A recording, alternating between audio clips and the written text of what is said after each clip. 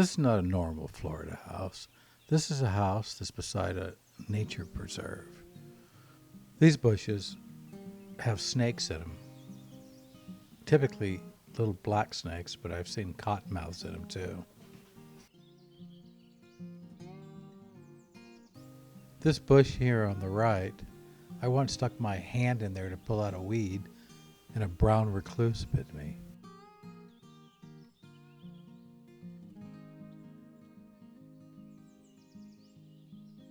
By the garage, 2 hornets stung me in the head. And on the other side of the house, a bunch of yellow jackets stung me in the face.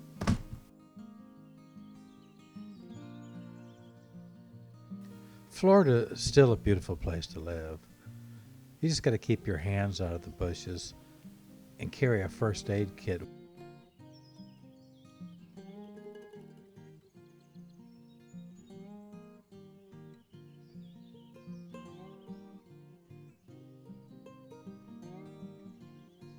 Sometimes bears camp out in these bushes right here. You see that flattened out spot in there? That's where they sleep sometimes.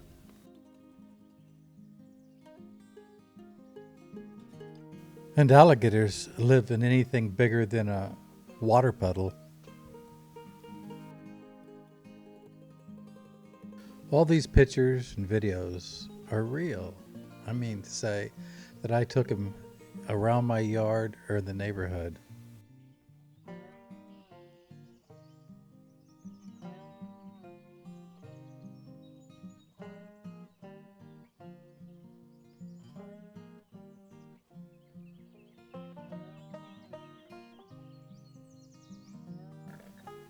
I have some video of this area where I put some food out for my cat that wouldn't come back in the house because it didn't like the German Shepherds.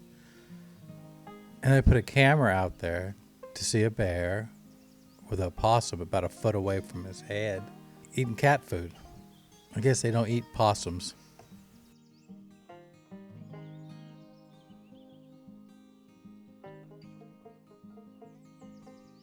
This is a very popular black bear tree area. When the acorns are out, they hang out in the trees and eat them right off the branch.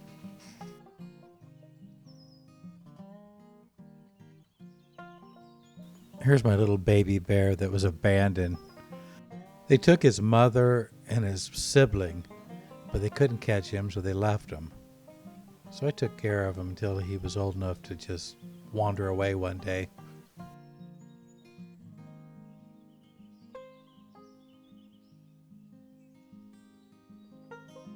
This is the bear tree where they all hang out. I never had any problems with them. I never felt unsafe or if they were going to hurt me. One false charged me one time and I raised up and charged him back. He took off running. Because I know you can't outrun a bear. And only food runs away.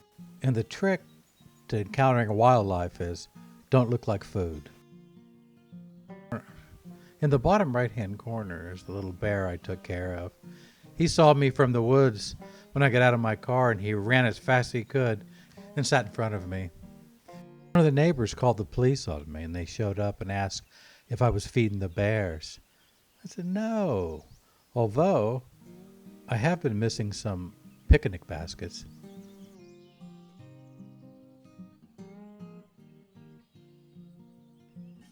I found this hawk in the yard with a hurt wing.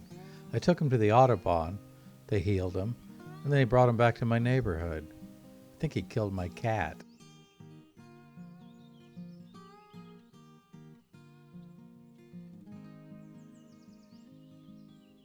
I one day walked around to look at the sprinklers on this side of the house, and I saw this. I'm just kidding. I took this video at Animal Kingdom, although it's not very far away.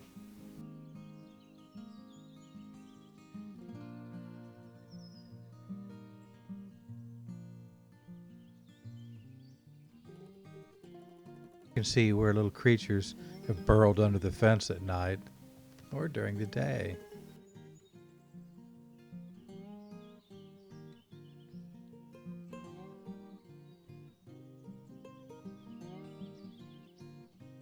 In this spot right here, I found a bunch of baby armadillos, and I played with them, and I held them, and I took pictures of them.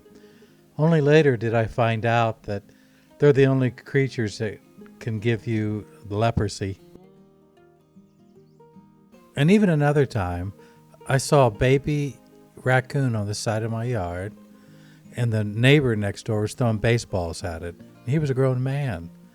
So I took it, and I saw it was sick, and I held it, and I fed it. And I took him in the house so I could take care of him.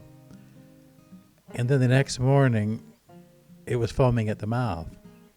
So I called the wildlife people. They came and got it. And they said it was an old female raccoon who was diseased and dying. And then they tested it for rabies. And then they called me and says, "You didn't touch this raccoon, did you?" I said, "Good God, no." Which, of course, I did. Because if you did, we'd have to start giving you shots. I said, only a crazy person would touch a rabid raccoon with foaming mad dog fever.